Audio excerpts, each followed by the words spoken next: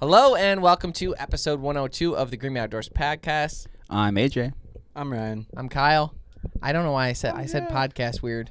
It's because we were mimicking a bunch of people before we got on. We were making fun of We were people. trying to do everybody's voices of people that we know, and then I said podcast because I got in that zone. Podcast. Ryan did his first pitch today. Yeah. Where Ryan's our producer. It was really easy, That's true. thankfully. He helps plan. And now it's kind of taken over. The word help has kind of gone away. He just plans our episodes and like what's going to be in them and the context and story arcs. Obviously, there's some curveballs that always come. Yeah. But that's kind of Ryan's role. And we're still pretty collaborative on like what we think looks good. I mean, it's not like I'm just like, this is what we're doing. Everyone here pretty much says like, that's a good idea or that's a stupid idea. He'll put in notes like, Kyle, no veto power. And What I say goes. But he did his first pitch today with Sea-Doo for an episode we're filming with them for History Channel. Mm-hmm. And your idea was pretty cool. I won't go into it right now because we're not supposed to do that. But Nice. I sent a video of Ryan doing his little pitch to his dad and his brother to be like, hey, look at, he's killing it, kind of thing. And then they're like, oh, he's just trying to pitch that we have a bunch of bikini-clad women and trans and all this stuff in the thing to make it interesting. And Like two very hyper political people. yeah. And I said no, but your dad offered to wear a bikini and full makeup and a wig, which I didn't think he needed a wig. I think he can do the spikes. There's girls that have spikes. I bet He could do spikes. that could in be his the hair. that could be the twist to the episode that we need. Yeah. Well, nonetheless, I was proud of you. I think they were. I think that was their way of showing that they were proud of you. But you did a great. He was job. looking for a different reaction. Yeah. Well, I was just. Yeah. I thought they'd be like, "Wow, that's awesome. I'm glad for him," or something. And then Yeah, just wrong go down group a for dark that. path. Yeah. You knew that. Yeah. Use your head. Rough crowd. So Not really, like, maybe. proud of you thing type family. Well, to be honest with you, I think it's a lack of carbs for me and sugar. So I've been doing the 28-day reboot program. Got your mind a little broken. Yeah, through Wilderness Athlete. And basically, if you go to their website, Wilderness Athlete, and you look at the 28-day reboot, it's the goal is to get you in really great shape and also take care of some fat, knock that off. I had injured my elbow snowboarding, and I ended up spraining it really bad about 5-6 weeks ago now. Yeah. So during that time, I was like, I'm done. I can't work out. I can't do this. I was kind of depressed, to be honest with you, at first. I was like, you know what? I'm going to try and turn this into a positive. And I was very into weightlifting, always have been. But I was like, I'm going to switch to cardio and focus on legs and core. And then I'm going to really fine tune my diet. I'm going to go all in on this 28-day reboot program because I had done it before. And then like 10 days in, we all got the flu. And that kind of screwed it up. So I was like, I'm starting fresh. I'm doing this. I'm following the eating plan. I'm following the entire program to a T. And that was about 3 weeks ago that I started that program. And at this point, too, I weighed 182 pounds when I started it. And now I weigh 172 as of today in 3 weeks' time. So 10 pounds in 3 weeks. My goal weight is only 165. So, I'm pretty close to that already. So, and then what's your plan from thereafter? So if I get to 165, I'm going to be very lean. I won't have any kind of fat whatsoever on me as far as noticeable stuff. My stomach will be nothing but muscle and that sort of thing. So at that point, actually, there's another 28-day program that's called Rebuild through Wilderness Athlete. I'm going to go right into that to keep it finite. So part of what I've done is, and this has been a little bit stronger than they even recommend, but I looked at the calorie counter, and when I looked at it, it said that in order to maintain my weight at 182, I had to consume 2,700 calories a day. Anything over that, I would gain weight. Anything under, I could lose weight. So I looked at like the minimum I could get away with, which was like 1,600 calories, and I was like, I'll do 1,400. So I went down to 1,400 calories a day, following the program and still doing a lot of cardio. I'm getting to the point now where I can run 5 miles, no problem. Nice. Yeah. Doing a lot of leg stuff and then a lot of core stuff and following the diet. I mean, abs are made in the kitchen is what they say. So with that, once I get down to the goal weight, I'm going to bump my calories back up. At that point, weighing 165, it would take like 2,300 calories to maintain my weight. So I'll float between 2,000 and 2,300 and I'll up my protein count even more. I'm at like 180 grams of protein right now per day, which is tough, staying in the 1,400 calorie count. But I'm not recommending you should go all the way down to 1,400 calories because that's a bit nuts. Yeah. But I'm used to it now. And I've also now I'm kind of losing appetite in general. I'm forcing myself to eat when I'm eating now. Yeah. Which also is a sign that maybe I overdid it a little. But I've only got a week and a half left of this.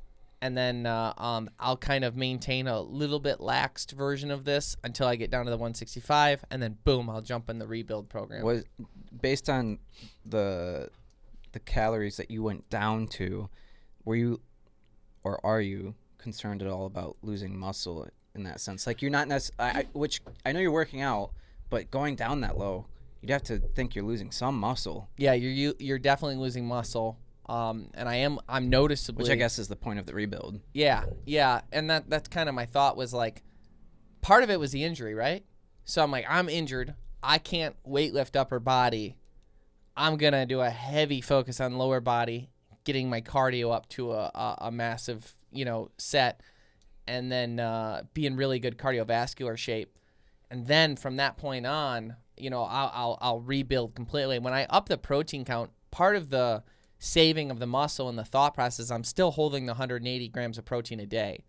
So by even right now, which has been really tough, but by holding that, I think I'm retaining a lot of the muscle, but I'm sure I'm losing some for sure. I feel like I'm losing some, but also when you cut your stomach up, you get all the fat off of you, you look better anyway. So it's I'll get it back. Yeah. Okay. And then today was the first day I lifted upper body since the injury, where I was able to actually do it kind of for real, without too much pain. So just to bring up something funny that we were talking about the other day is how annoying it is. Well, I guess what made me think of it was you losing appetite because you went down so far. You notice yourself forcing yourself to eat, which is more of my thing is I don't have a huge appetite, clearly. Yeah. So a lot of times I'm forcing myself to eat, and then we talked about the other day how annoying it is to take time out of the day to make a meal or breakfast. I don't really do breakfast, maybe a bagel or a protein bar or something, and that's really it until lunchtime. And then I don't eat much of a lunch either because it's annoying. We're typically here pretty busy, right, where it's just something quick. So I know Isaac, he does a lot of, which Isaac's my best friend, you guys diabetic. know. He is diabetic, so he's got a few more challenges, but he does a lot of meal prepping. And one thing that happens to him is he finds a regimen of meals, and he prepares every Sunday. He's got that week planned out of these exact calorie counted meals, and he ends up getting burnt out of these meals. Yeah. And then you're whatever, I'm not even doing this anymore. And then you just get off track real quick. And the prep work of making them's a pain. Yeah, because now you're creating insane. a whole week's worth of meals. Right. So. And let's say you make them on Sunday. Are they really going to be that good on that Friday? Probably not. No. I don't like reheated food that. Yeah, what are we talking about here? I really don't. But otherwise, are you going to sit there and scan every barcode on all your food and make sure that you have the right food? No. I'm not. But the person that's more resilient, sure. Yeah. Yeah. So it's for me too, is I was not thrilled with the way I look, and obviously the History Channel stuff inspired me a little bit too. But it was something that I had historically really had in check, been pretty ripped and that sort of thing, and it just wasn't where I wanted it to be right now. And it's just overworking and sleep and stuff. But I'm you know what? I'm doing it. So been waking up every day, running and working out, and 3 weeks time, I bet I'm 2 or 3 weeks away from my goal weight. That's pretty maybe cool. And then once I'm there, it'll be a much easier time I'll be able to add a whole nother meal in, up the protein even more, and be able to get back whatever I lost. But I feel my mind is clear again. There was a few days in the beginning where I was I kind of cold turkey carbs and sugar too, in the whole midst of the whole thing, mixed with severely lowering my calorie intake. Did not give up caffeine because, that's a tough one. Yeah, I couldn't do that too. But it's a little easier to get away with stuff like you don't drink coffee, but if you did, that's not necessary. If you're just drinking black coffee, that's a relatively healthy drink as far as anyone's concerned. Addiction to caffeine sucks, but yeah, if it's half creamer, that's a different story. Yeah, Yeah, and you there's can get those calories up quick. that's one of the things too. Wilderness Athlete has the Hydrate and Recover, which are real tasty. I like the blue raspberry one That's the the best. best one. It really is. Watermelon's good too, but that blue raspberry is just something. I like what is the yellow one? Is it lemon lime? Pineapple.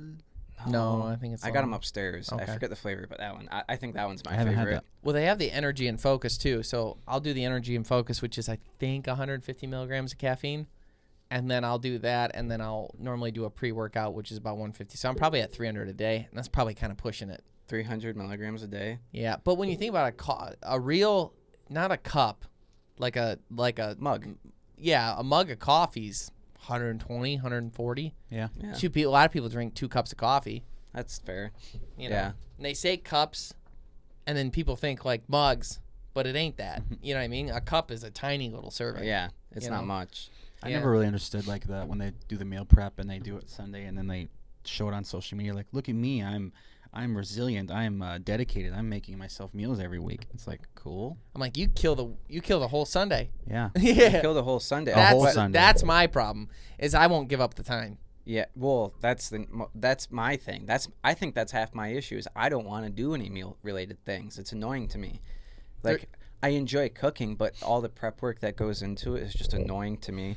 So doing the calorie counting thing is just annoying. Food wise for me, what I've done to help me was in the morning I'll eat 2 eggs and then some sort of protein oatmeal, whether it be like the Grizzly one or something like that. And then after the workout I'll have a protein shake. And then if we have vegetables next door we can get, and we have all the wild game, throw that on the grill, cook it on the Rectec, and then you eat that for lunch and dinner, and then you're done. And then they're like, what are you going to do? Go somewhere else to go get other food? Because then I Yeah. can get back to work fast. Boom, Yeah. boom, boom. So that's kind of help. But there's also like those meal plan things. I have gotten a few on days that I can't cook or something like that. They're called Flex Pro. And I've subscribed and bought some of those. And they're nice because you just pop them in the microwave for 2 minutes and they're ready. And they hold in the freezer for 6 weeks. That's what you've been eating? Yeah. So that's Those really... things, they smell delicious. They're actually smell pretty. really good. They've really helped me. So they've really helped with the calorie, because they're like 500 calories a meal roughly, and they have 30 options, and there's like really good options. So the Flex Yeah. Pro, I've been doing. We're not sponsored by them or anything, but that's helped me. They smell amazing. That's the other frustrating thing for me is like if I'm really like trying to hit calories, everything is like, oh, low calorie this. It's hard to get those high calorie meals in without like just feeling like, I'll tell you what. I will say this. I can validate what you're saying. Growing up, gaining weight was the hardest thing for me. I had to gain weight to play football, or I wouldn't be able to play. I always was trying to find ways to gain weight. And there was time where I'm so full and I'm just forcing myself to eat. It's miserable. So I will tell you, as someone who's losing weight now and lived on the other side, I would much rather have to lose weight than gain weight. Because lose weight, you just have to have the mind control to not eat. yeah, To gain weight, you have to have the mind control to force yourself to eat, which is a whole nother beast of it hurts. unhappiness. What was that recently? You were overweight and you were just solid, then you were just expanded and you couldn't move. Every Sunday? Sunday Yeah, at okay, Abigail. yeah. Yeah. So one of the things I was reading too with this 1,400 calorie thing is like sometimes you get your body so used to it that it just adapts, so that you stop losing as much weight. A lot of people plateau. So it's good to have like a day where you maybe eat a lot more calories that day to keep everything up and going. So I've kind of been doing that on Sundays because Abigail's mom cooks a fantastic dinner every Sunday. And this past week she made pot roast. But you say pot roast and you think of all the roasts you've ever had, you sound stupid. You have no idea how good this is. Like the sauce on it and the way it's crispy on the outside and then the perfect tenderness. Her mashed potatoes are just floating in butter. She had there was a few other sides. Oh, she made homemade applesauce that was like gelatin. And then she always makes me rolls because she knows I really like them. Mm-hmm. And then and there's a few other things too. And then there's chocolate cake, and she gets this caramel ice cream, and then she'll put caramel popcorn on it for me with a little bit of hot fudge. So I went ham on Sunday. That meal was probably 2,000 calories. I didn't eat again though. That's all I ate that day, and then I didn't eat again until the next day. So it wasn't that big of a cheat. Right. Calorie wise, it was about 600 or 700 more, which is what I needed to get over the hump. And then the food itself, I was feeling. I was like, I had trouble getting up from the table. Pot roast is one of my favorite things. Now I want to make it now. You This said it. pot Dude, I roast. was just It's my thinking trigger that in my word. head. I want to do it. Do it Yeah. this weekend though. We'll have her make you one. You gotta. That's you the gotta, other that funny. buffalo. That's the other funny thing about like people and weight loss, and they're like, "Well, I'm on a diet." Well, what's the diet? Well, I'm eating salads and this and that, and it's like, well, with all the how much you're still eating, and like, you're eating just salads, but you're putting all this dressing on top. That's insanely high calories. You're not in a 2 tablespoons of salad dressing, and you're at 300 calories. Yeah, so you're not in a caloric deficit, which is the only way to lose weight. You need to like you were saying, there's a maintenance weight where you can just stay right where you're at, and anything lower than that, in theory, you lose weight. Especially if you do what he did and you cut a ton of calories, And then add the cardio too. so you can, I mean, almost you could eat whatever you want as long as you're in caloric deficit. Yeah, and that's been kind of my focus has been keep the protein high, keep the calories low, and Clearly, it's working. these Flex Pro meals and then the cooking the wild game on the grill. I don't feel like I'm missing anything. Mhm. I'm pretty happy with what I got going. That's on. cool. Yeah. In a better set of news, I just posted on social media right before we started recording this that we just finally got to do our announcement with the National Wild Turkey Federation. So we are now officially partnered with the NWTF, and I'm pretty pumped about it. Their convention, which by the time you're listening to this, it'll be the following week. The convention is going to be in Nashville, and it's a really big event. It's like you've got SHOT Show, you've got the archery one, and National Wild Turkey is like probably in the top 5 of the biggest conventions, and it's their That's very cool. It's their 50th anniversary, which it seems like everybody's. Same as Bass. Yeah, I I was know. just Bass gonna say. Pro just had their 50th anniversary last year, but we're gonna be going to that convention now on Friday. We're just gonna be walking around in the afternoon. So if you see us, say hi. But also on Saturday, and from 9 to 10, we're going to be filming a live podcast of the Greenway Outdoors. Live event podcast. Yeah, live event. Yeah, that's fair. Just yeah, it's true. It won't be There's a broadcasted difference. until later. So the next podcast that you're going to be listening to will be there. Mm-hmm. Or maybe the one after that. I don't know how that'll line up. But Yeah, See what happens. yeah. you'll hear it in the next few. Yeah, episode 102 or 103 or 104. Yeah. But we're going to be recording a live podcast 9 a.m. to 10 a.m. at the Bass Pro stage. So you can come over there. You can see it being recorded live. You can heckle AJ and you can heckle Ryan. No problem. Yes. And then 1 o'clock. And then no heckling, but tomato throwing for anyone else on stage. Yes. Yep. And we're going to be joined by 2 representatives from the National Wild Turkey Federation to talk turkey conservation. And then 1 o'clock on the exact same stage, I'm going to be doing a presentation on turkey conservation on behalf of Bass Pro Shops. And then at 4 o'clock, we're going to be interviewed by the National Wild Turkey Federation podcast. So that should be a pretty cool trip, a pretty cool time. Looking forward to meeting a lot of you and having those interactions and, getting to have fun at the convention. Yeah. The facility, you haven't seen it. It's like Oh, you've seen it? Me and AJ were looking at pictures. It's a city. Yeah, it's like a domed. Oh, It's really? a domed city. There's like stores and Oh, that's cool. no, it's the Like coolest. state of the art stuff. I've never been to Nashville. It looks like something that's from 20 years from now. That's cool. Yeah, it's super I'm cool. excited. So I'm excited for that event. And we've done some talking because obviously we're going to have to be pretty educated on turkey conservation specifically, but we've had great conversations with some individuals from the National Wild Turkey Federation. And some of the projects that they have going on right now, we've talked to a lot of conservation organizations, a lot of people. Talk about hands-on. And something that I wanted to just touch on was a story we were talking about today was, in a weird way, if I was to describe the National Wild Turkey Federation, it's not just about putting new turkeys in the wild. It's not just about sustaining turkey populations. It's not just about that. It's almost as if the turkey, in its own way, is carrying the load for a lot of different very important variables, one of which we're talking about is a town in Wyoming. It's far more bigger picture than people realize. Right. It is. It's almost like they had 50 years to think outside the box. Yeah. But one of the projects that he was talking about was in Wyoming. So there's a small town in Wyoming that is like people travel from all over the world to come there to turkey hunt. Now the town has about 3,000 people in it, and there's a sawmill there, and that is a majority of the economics for the entire city. It's the sawmill and the turkey hunting. Now what what actually makes the what makes the economy drive there is the fact that all the tourists come to turkey hunt from all over the world, thousands and thousands of people every year.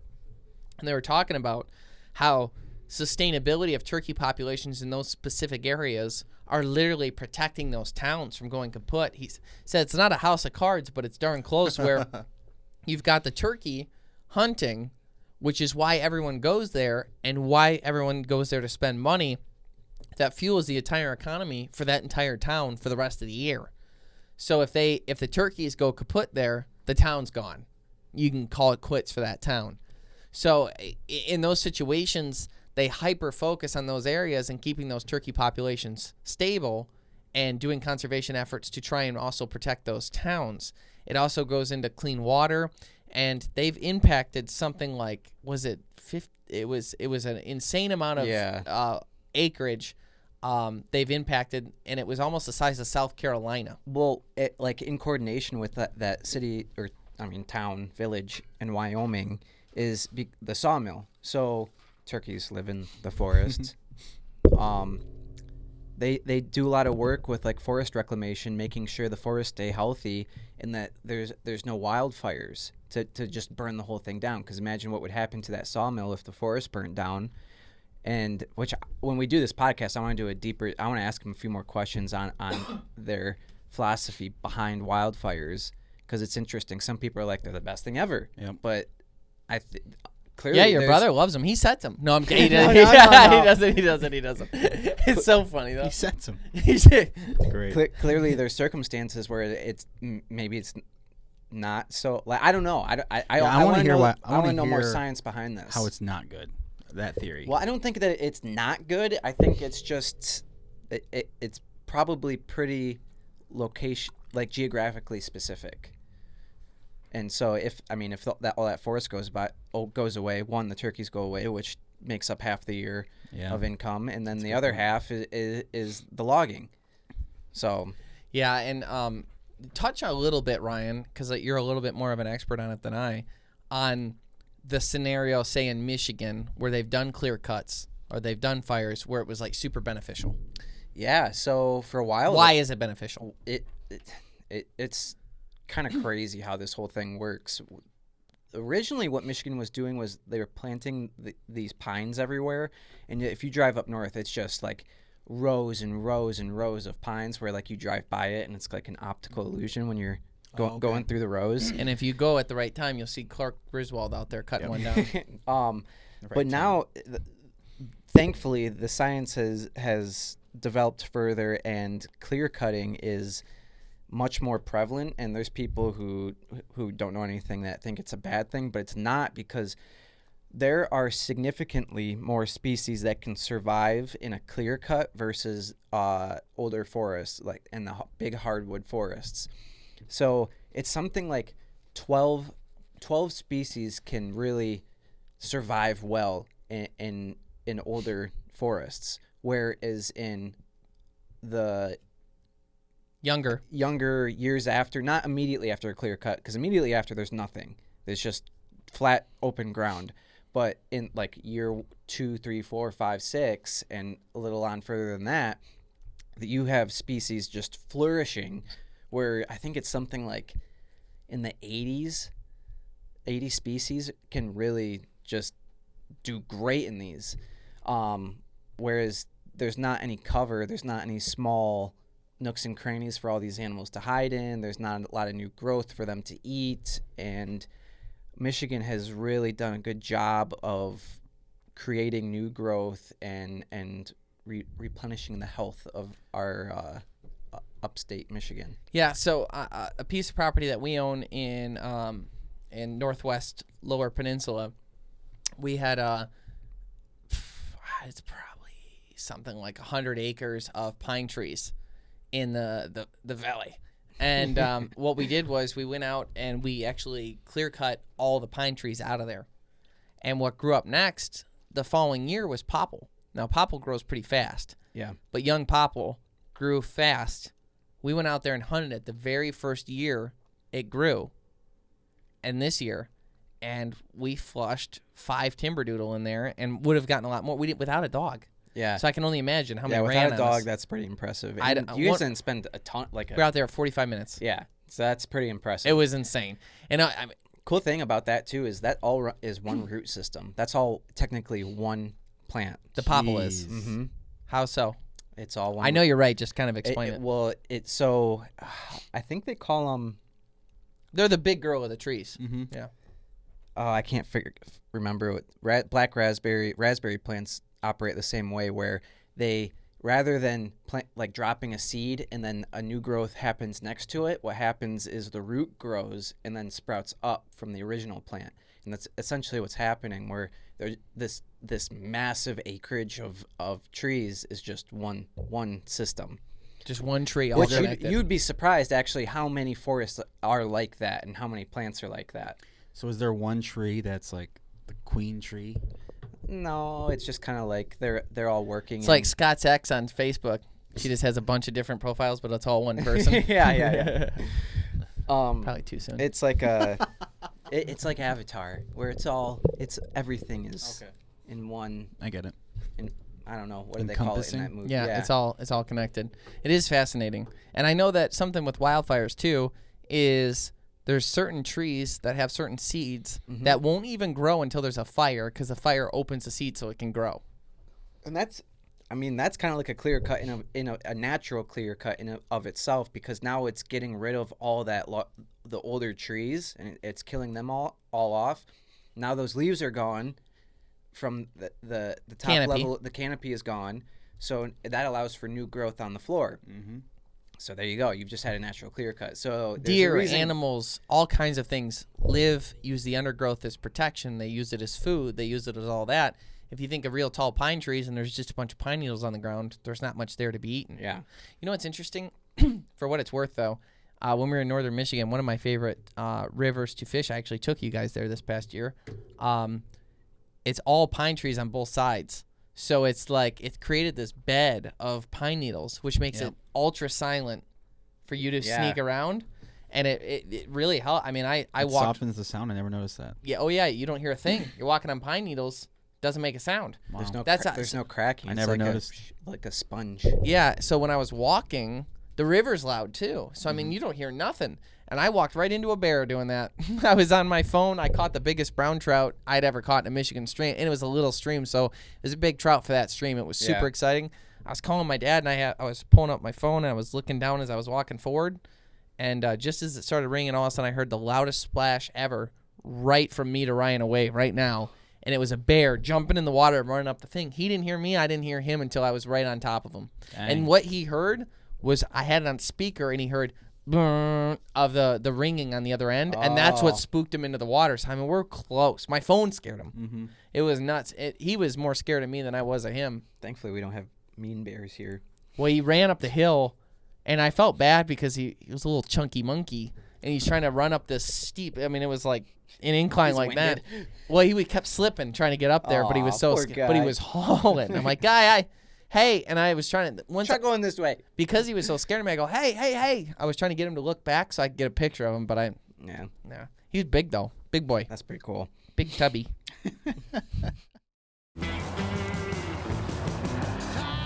Trust isn't built in a day. It's built over time. The early hours and the late nights. It's built by doing the work and pushing the limits every day. Because the promises we make are the promises we were built to keep.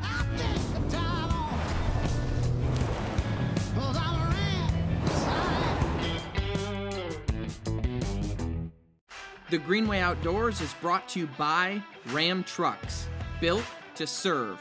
Motor Trend's Truck of the Year for the third year in a row. And by Bass Pro Shop and Cabela's. Your adventure starts here. Tracker Boats, fish the finest. And by these other fine sponsors. On the last podcast, we were talking about ice fishing and that ice scraper or scooper. I called it a scraper on that one too. Yep. By the way, For the human-sized litter box. yeah, no, Correct. it worked great. It was everything I Yeah. wanted in a scooper. One scoop. And what was funny is the ice was melting while we were out there, so there was a lot of slush. Mm-hmm. So we were kind of shoveling slush out of the shanty, and it was the perfect That's perfect awesome. thing. Yeah. That's awesome. Did you get made fun of? No, Yeah, I feel like something Scott would bring up. I had Jeffrey use it. I just didn't. Nice. Yeah. He's the lab rat. Yep. Well, look at him. Yeah. You know. But no, we went out. We went out on Saturday, and it was cold. It was like -8 out, and not -8. It was 8. It was 8 out. The wind chill was -8 because it was windy. And well, in that night it had gotten It got down to very cold. -2 regular temp, and then it was like -20 wind chill. When we went out, it was 8 degrees, -8 wind chill.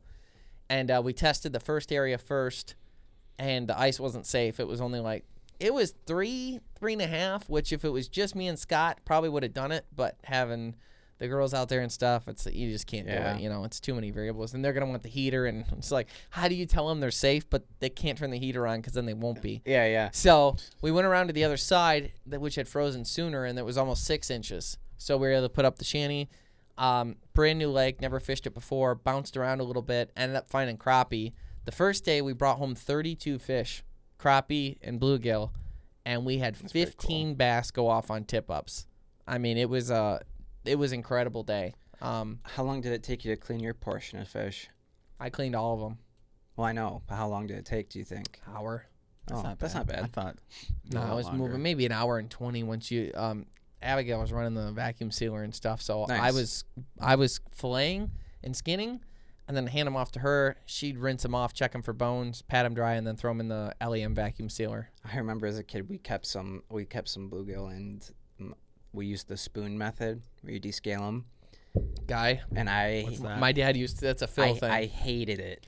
You have every reason to hate Where it. you're like scraping. Yeah, you use a spoon to scrape You go against ag- the scales. You go against the scales. I used a knife. My dad taught me with a knife, and basically you start at just behind the gill, and you go to the tail, running the knife is like completely like this. Yep. And you're going like that, and it scrapes the scales off. Right. But you never get them all in one swipe. You got to do a bunch of swipes. You can miss some, and then he's going to yell at you. And then what you do is you cut down just behind the head, Yep. and then out the belt. Like you go almost all the way through the fish, turn the knife, and go out to the pooper. Yep. And then you reach in and just dig out the guts. Okay. And then it's done. You leave the back tail on, because when you cook them, if you fry them, the back tail becomes like a potato chip, basically. Yum. Yeah. So it's pretty. Yeah, we fry them that way. It is What's the point of the scales? to get it. You don't want to eat them because you leave the skin on, because then you can fry them better. Oh. Okay. So there's like a benefit, but it's such a pain. The other problem, I've seen someone use like a cheese grater before and like. yeah, there's scrape them there's off stuff like way. that. There's things that you can buy to put it like a tumbler thing, like a dryer looking deal that'll pull them off. You can do all that, sure. I think they make a glove now that you can like do it with your hand. Yeah. But the scales go everywhere because it's like Yep. it's like puzzle pieces. It's almost as if you're rubber banding each one of them, you know. And you would scale them. The other thing is too is the bones stay in then, so you're not losing any meat, because when you fry them and cook them, there's like a way to do it where you start at like the belly and you kind of open them up like this, and all the ribs stay up, and then you can pull all the bones out in one swing Okay. from the spine. If you weren't going to waste, I mean, if you were in a survival situation, that's what you do, because you wouldn't want to waste 100%. anything. But it's just, that's how my dad used to make me do it. We'd come home from fishing, and we'd have a basket of fish. I mean, we went a lot, too. I mean, we went I'd say we went twice a month in the summer months. So we probably went 7-8 times a year together. All bluegill perch stuff. Bluegill, perch, rock bass. Yeah, that's what we kept. Crappie now and then, but we went to the same lake every time because we could rent a little rowboat, and he had a motor from the 50s. It's a 3.5 horse. He made it. Yeah, it's a 3.5 horse. I think he won it or something, or his dad won it, and then he got it, something like that. But it was from the 50s, maybe 60s. And we'd put that on the back of the rowboat and be able to tool all around, and we did really well. Like, it kind of set a new standard for me for fishing. When I was really little, this is a kind of an offshoot of the story, but when I was really little, there was a phase where I wasn't that interested in fishing and hunting, but I had a dream the one night about fishing. I remember waking up and coming downstairs and be like, Dad, I want to go fishing. He's like, okay, good. And I was probably 8 or 9. I was like, I want to go. And then from that point on, we were always going, whether it was ice fishing, whether it was, going on those Sunday mornings and stuff. And that it was so cool. We'd be the first ones out there, and we'd go to the same spot the first time every time. And, like, always, like, the first cast, you'd get it. And I still remember he caught 2 big events happened. I remember he got this giant bass on worm and bobber. And I remember looking over the boat, and the water was so clear. The fish was probably 12 foot down, but it was so clear that I could see it. And I remember seeing him with the hook in his mouth, and my dad holding the rod like this, fighting him. And I remember seeing the fish have it in his mouth and go, like, fighting it. And being like, oh, my gosh, this is happening. That's like, I remember cool. being super stoked. I can picture it, like, if I got sent back there. And then another time, I remember he had a worm and bobber in it. But what he'd do is he'd buy minnows sometimes, put them on a hook with a huge bobber because there's pike in this lake. And he'd just cast it out there once in a while. So he cast it out this one time, and as soon as it hit the water, something slammed the bobber. My dad reels it all the way into the boat, nets the fish, and brings them in, and then he lets go of the bobber. It was a pike. He thought it was a bird hitting the water. Oh, okay. So my dad caught him on the bobber, not a hook at all. Fought him all the way into the boat. That's crazy. The fish is fighting. And he's like, I'm not letting go of this thing. Mm-hmm. This is my bird. It got stuck in his mouth. Yeah, he's been there before. You know, he had been, That's funny. he went through something where he fought a bird before, and this is what it looked like. Huh. But yeah, those were pretty cool stories. But we'd come home on the ride home, and I remember I'd be so tired because we'd leave by like 5:45 in the morning to be the first people there as soon as the bait shop opened, and be like falling asleep, and you get home and you'd be like, all right, you scale them, I'll clean them. And then I remember, like, he'd be like, you didn't even do the side on this fish. Like, I was like, I'm done with this. I was like a kid, and I just wanted it to be over with. And I was like, you'll clean them up. But then I was like, I made a pitch to him one day. I go, I think we should switch jobs. He goes, no.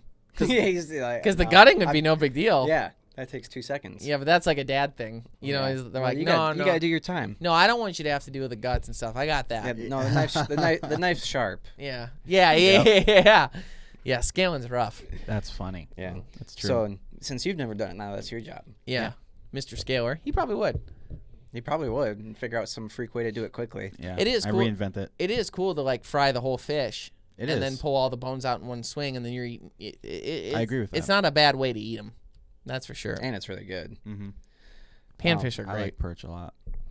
Yeah, perch, walleye, and gills are the best. Crappie though are great too. I learned all about this stupid bird, this allegedly stupid bird. Right. That's what the narrative is. The narrative is that they're dumb and they died and they went extinct, and they extinct themselves. Yeah, well, kind of. Yeah. So I just isn't there a bit in a movie? Ice Age? Is it Ice Age? I knew there's Might something be. like where they're like just trying to die. Yeah, it's Ice Age because they just everything they do is just the stupidest thing you've ever seen, and that's not the case at all. I learned so much about these animals that everyone says we don't know anything except they're dumb. The bird is the dodo bird, and why they went extinct. It's extremely interesting. I hope so. You got a page of notes there. I got more than a page. Oh man, he's doing the old flip. The old page 2. Yeah. We're only on step 1. Yep. So, like lemurs are only they only live on Madagascar, and this island is the island that the dodos were on is actually next door neighbors to Madagascar. It's much smaller. It's called Mauritius. It's a cool word. And what happened was a relative of the sounds like an untrustworthy woman. A relative of the dodo, which was a very pigeon-like creature, eventually flew its way to Mauritius. And I guess I should go into the background on how islands form and how things get there. It's called island biogeography. And so what happens is volcanoes create these islands. When the islands pop up, there's nothing on them. They're just it's completely bare. Rock, yeah. It's just rock. So eventually, over time, soil's created. The easiest thing that can get to islands is seeds. Seeds get there through the water and through the air, and they typically get there much quicker than anything else does. I know the islands that you go visit, they're very particular, especially these ones with fragile ecosystems. They make you put your shoes through some sanitation system because people don't realize it, but they'll have seeds on their shoes. One invasive seed goes off, they got weeds everywhere, it kills everything. Mm-hmm. And so I'm actually looking at getting a book on this because how in depth this goes is insane. Oh, you can read one every 2 weeks then. Oh, okay. Sorry. Further our knowledge base. So annoying. Yeah. So So funny. seeds make it to the islands first, and because it's volcanic soil, it's super nutrient rich, and so plants just flourish there immediately. And then as far as animals getting there, it's typically next in line is birds because they can fly. They can get there, whereas the only way for land animals to get there is you have to be able to swim hundreds of miles. Sure. Not likely. So that's what was happening on Mauritius. The plants come in through seeds that floated through the air or floated on the ocean there, and then the birds came in. The birds got there and they're like, "Holy crap! There's seeds and fruit everywhere." They're the first ones to get there, and so they flourished. Because of the distance, nothing else was really able to get there other than birds. And the way there's a more in-depth explanation of this, but for this scenario, imagine getting to an island like this. You're standing on a piece of land and you're looking way out there. On a smaller scale, imagine standing at a target range and someone puts 2 bars next to you and says you have to shoot the target way out there, but you can only go between these 2 points. So you're looking out there and you're just going to go that way, and you have to try to shoot that target. If the target's 3 feet in front of you, perfectly easy to get there. The chances of you hitting that target, if you close your eyes and shoot, the likelihood's great. Yeah. Whereas if it's 100 yards out and someone's like, aim and shoot with your eyes closed, it's completely impossible nearly to get there. So what is that? So that what the correlation being, if you're standing on one of the continents and you're looking out at the ocean, you don't see anything.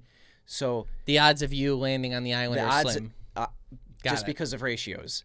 So It's the same thing when you're target practicing with a rifle. You know, you could be off by a quarter inch at 100 yards. Well, that's a half inch at 200. You know, it's just start doubling, tripling, and the problem compounds on itself. Exactly. All of a sudden, in 600 yards, you're not even on the paper. Right. So that's the correlation is pretty much the same there to how animals get there. So the distant relative of the dodo, which was pigeon-like, made it to this island because it could fly. They over time, because they were able to flourish so well, the dodo developed smaller wings. It lost its ability to fly, and it grew a lot bigger.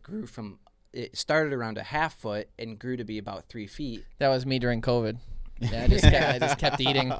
And their beaks went from small little poker beaks to big bulbous beaks. Yep, that's me. To be able to eat fruit easier. The beak. The beaks. You got one.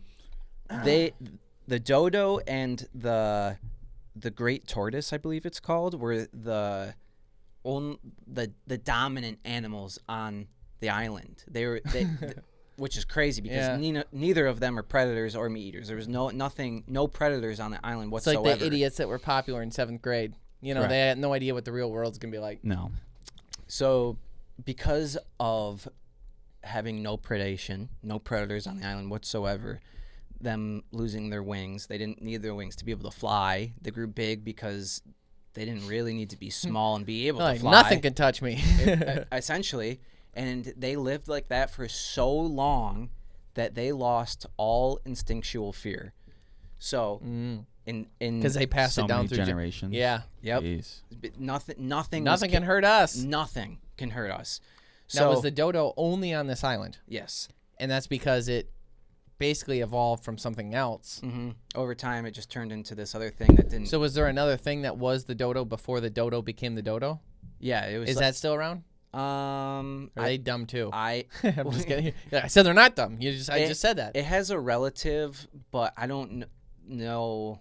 It's like now so distant. It's hard to say. Like, it's like its sister species.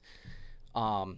So in 1638, when colonization started to get big, the Dutch came to this island, and when they came to this, Oh, these fat, ugly birds. yeah, basically, they said about the dodo, they were so fearless. They had, for so long, no predators, never being killed. They were so fearless, you could walk right up to them and club them in the head and just kill them. Wow. They just stand there and look at you. And so, like, that's where it comes. They're like, these birds are dumb. I wonder how they tasted. Because they got big and fat and plump, Right? you know? They probably ate 'em. And eat fruit. You'd have to imagine they Yeah. tasted okay. Yeah. But Or if it was white or dark. the bigger problem to the You're wondering. humans coming to the island was what they brought with them. They brought dogs. They brought cats, rats. The cats is everything. The cats is enough to ruin the whole deal. They brought pigs also, and monkeys. Monkeys, dude? Yeah, for some reason the Dutch were carrying around monkeys with them, and Food source? I 'Cause don't that's know. why everything else had a food source thing to it. I don't know, but so they were released onto this island at some point because they were trying to colonize the island, and what these animals experienced is basically what the dodos experienced, where they're like, look at all this food, this is amazing. However, this time the dodos were the food. Right. yeah. So, which in return made the island, Who named them? Do you know? it has a few different names. Who came up with Dodo? I don't know who came up with Dodo. Probably short for I think Dodo extra. I'm seeing I where don't think so. I think Dodo is just like, oh, it's Dodo. It could be. But it's Yeah, got quite a slang. few different names. So in return to the Dutch bringing all these animals, trying to colonize bringing all the animals and trying to colonize these animals that they brought, killed off one of the food sources there, that made them not even be able to stay at the island. And they can't fly. And because these animals had so much food, they were able to go reproduce and just take the island over they took over. immediately. And along with Dodo's the biggest example on this island. However, along with the dodo, nearly 12 other species were Wiped out. deemed extinct after this had happened. Thanks, Dutch. The time frame from the Dutch trying to colonize. That's what a Dutch rudder is. Yeah. That's why they You're call the it. double Dutch. Yeah. So from the time the Dutch arrived and tried to colonize in 1638 to 1662. 1662 was the last time anyone ever saw a dodo. Less than 30 Jeez. years, the dodo was gone. I kind of like to go there now just to see if one's creeping around. Yeah, so I looked at it on maps, and it's totally colonized. There's people everywhere on the island now. Well, they got to go. Yeah. I'm going there. And then I don't want them there when we're there. No. So the term that the dodos experience is called island tameness because it's such a localized ecosystem. Because I'm an island boy. What is it? Because it's so localized, they didn't have to. They learned what they learned, and that was it. Without any outside influence, they would have been perfectly fine. But because external forces were brought in on them, that was their demise. Well, that's anything, right? Essentially, and then they also experienced island gigantism, which is basically you're flourishing so well that We saw that in get, Hawaii with some people. Yeah, I'm just kidding. you can just get big and fat, and it doesn't really matter. Whereas there is I want to be on that diet. there's also island dwarfism, which some elephants experience. It's like stunting. Yeah, there's not enough on the island, so they have to grow smaller to be able to survive and eat less. Jeez. And it was they're all extinct now, but there was a lot I of saw that in the Journey movies. Yep. there's It's true. He's a small elephant. The Rock could hold him. Yep. well, that's kind of what they were like. The pictures of the drawings of them is like there was like a swan standing next to one of these elephants. They're dwarf-sized elephants that just lived on these islands. Eventually, they went extinct. I would want one of those for a pet. They look They kind of flourish. cute. You know, the other thing is, too, though, is like the stunting can happen in a lake even or a pond. You know, if there's not enough food to go around, it won't be like these 7 get big and the rest die. It'll be like they all stay tiny. So there's a term for what you're talking about, all like cave systems, lakes, ponds, forests, even national parks are qualify for this because they're so heavily monitored. They're called dryland islands. it's because it's so protected. Oh, it's it's secluded. You've created your localized ecosystem, and it's called insular biogeography is what that's called, where it's like a local ecosystem that is, it's like the Galapagos, where it's very easy to study what's going on and what's happening in this ecosystem. Another example of the island gigantism is the elephant bird, which looked a lot like the ostrich. However, it stood 2 times taller than a human. So it was taller than the ostrich, but and that lived on Madagascar, next to Mauritius. You know, all of this is super interesting. And one of the things that you hit on was the bird being stupid. It gets called the dodo because it was so easy to kill. That sounds like what the determining factor was. When we went buffalo hunting and I shot my buffalo, none of the other ones ran. Mm-hmm. They all just went over and were like, hey, man, what's going on with you? Are you sick? Yeah. What are you sick with? And at the time, my first reaction was like, you guys are like, I'm seeing why you guys were wiped out. Yeah. Because one gets shot in the wild and they all don't leave. Yeah. And they all just stay there. And it's why people were able to pick off one after the other, because they don't run. But is it stupidity, or are they so smart that, like, throughout the course of their life, anytime someone's laid down in their group or something like that, it was never because they were going to die, because they died. Right. So it's like they were working off knowledge. Like if you put someone that played hockey their entire life and just lived in a box and played hockey and played hockey and played hockey and played hockey, and then you took them and put them on a soccer field that they had never seen before, they might be like, where's my stick? And they might do things dumb or different, and you call them dumb, but it's like, no, they have knowledge. It's just not the knowledge for that situation when someone's shooting a 28 Nosler at them. So when I was learning about this, there was it's across the entire planet, islands that operate like this, and it makes sense. There have been many, many, many birds that lived on islands that did not fly. Up until the point those external forces were brought in, they redeveloped the ability to fly because they had to. The dodo just got wiped out so fast and didn't have the opportunity. Whereas, give them a minute. they're birds all over the earth they had no reason to on the islands they were on. There was no external forces. As soon as that was brought in, they're like, we gotta be smaller, and we gotta have bigger wings, and we gotta be able to move fast, and maybe quit rolling around in spices. Yeah. One of the other things too is like, kind of when we're talking about colonizing it, these people, not only would they use these islands for colonies as far as like building houses and things like that, a lot of they would use as like restaurant stops, grocery stops, the grocery store. They'd let pigs go, and then when they come back in 2 years, they know there's pork there that they can stop and pick up food when they're on their journeys. So it's a way to have food, like create renewable resources. Yeah. Hawaii dealt with that. That's why they have access to here. That's why they have pigs. Yep. And those sorts of things happening. And what's funny is Mauritius was one of those islands. The Portuguese would use that as a stop for trading spices. However, they never brought any animals with them to drop off there. They would just use it as a pit stop and never really bothered the place. Club a few dodos and be on their way. Oh, yeah. And until the Dutch came in, the Dutch were like, this is ours now. And they just destroyed it. Yeah. So That's a bummer. This is ours now. In less than 30 years. A little restraint and conservation would have gone a long way with the dodo. Damn Dutch. Luckily for us, the National Wild Turkey Federation won't let that happen to our big birds. Exactly. There you go. Our big, tasty, delicious birds. I still got some turkey left from my turkey this year in the freezer downstairs. I still have a whole turkey in the freezer. Good eat. No, I love them. I love them. Well, we hope you enjoyed this episode of the Green Bay Outdoors Podcast, episode 102. It was a good time. If you'd like to see our actual TV show, you can go to the website, thegreenbayoutdoors.com. We've got some episodes there for you. We also have our HuntCast online series. You can jump on our website there, find our HuntCast online series as well. If you go to our page, you'll see a tab called Partnerships.